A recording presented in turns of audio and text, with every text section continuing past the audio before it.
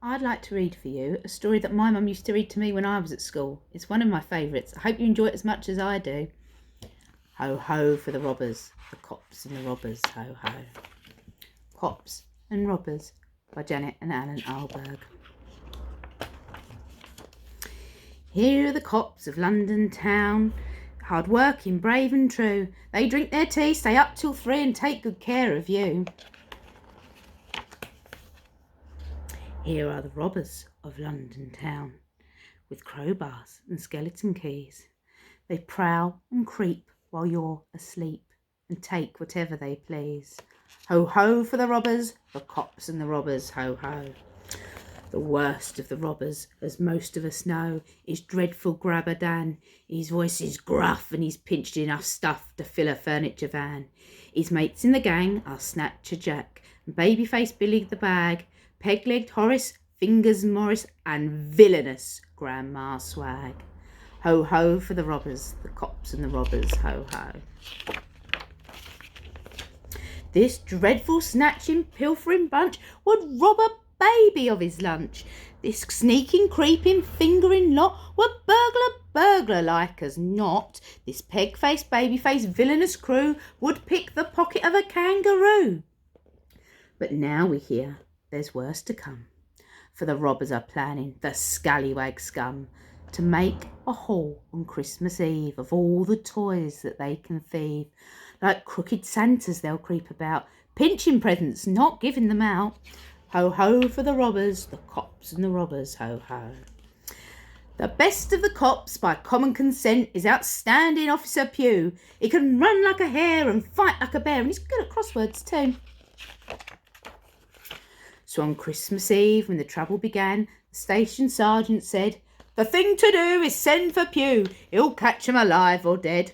"Listen, Pugh," said the sergeant, "the trouble is this. We've got toys going missing galore. From the size of the job, we suspect it's a mob. What they need is the strong arm of the law."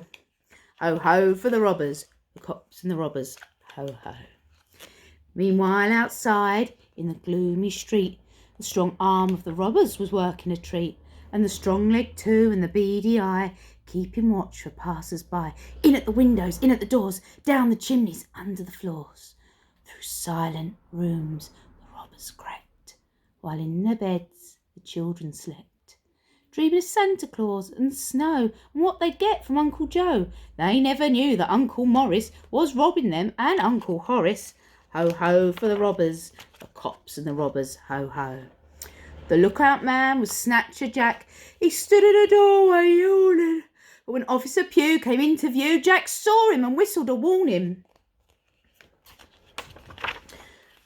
Grandma Swag, when the warning came, was pushing a pram up the road. It was piled high with loot and stolen to boot, a thoroughly villainous load. "Hello, hello," said Officer Pugh. "Now then, what's going on here?" "Not much, young man," said the criminal Gran. "We're just having a robbery, dear." Ho ho for the robbers, the cops and the robbers, ho ho. Before Officer Pugh could unravel this clue, the robbers were on him like beasts from a zoo. They knocked off his helmet and rumpled his tie, trodden his truncheon, kicked mud in his eye, pulled his ears and tickled his feet, threw half his clothes all over the street, punched and pummeled him, wham bam slam, even ran over him with the pram. Give up, the robbers cried as they sat in the officer side by side. "We've got you outnumbered 5-1, for in the confusion Grandma had gone. But Officer Pugh just shook his head. "We've hardly started, boys," he said. And he laughed a laugh and grinned a grin. "Sitting comfortably, are you? Then I'll begin." With a sudden leap he bounded free and handcuffed Horace to a nearby tree, tied up Morris in an empty sack, beat the daylights out of Jack.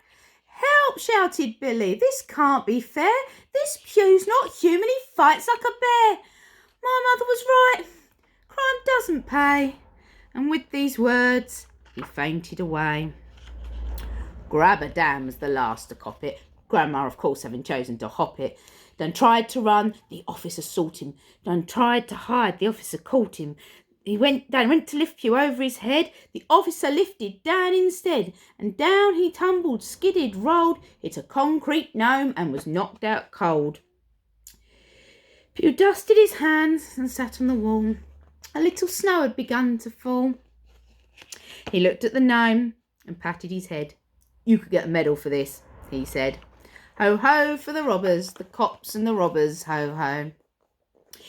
Here are the cops of London town in the station at 2:30. They drink their beer and raise a cheer to upstanding Officer Pew. Here are the robbers of London town in cells all gloomy and grim. Let us out, let us out, not guilty they shout. It wasn't me, it was him. Ho, ho for the robbers, the cops and the robbers, ho, ho."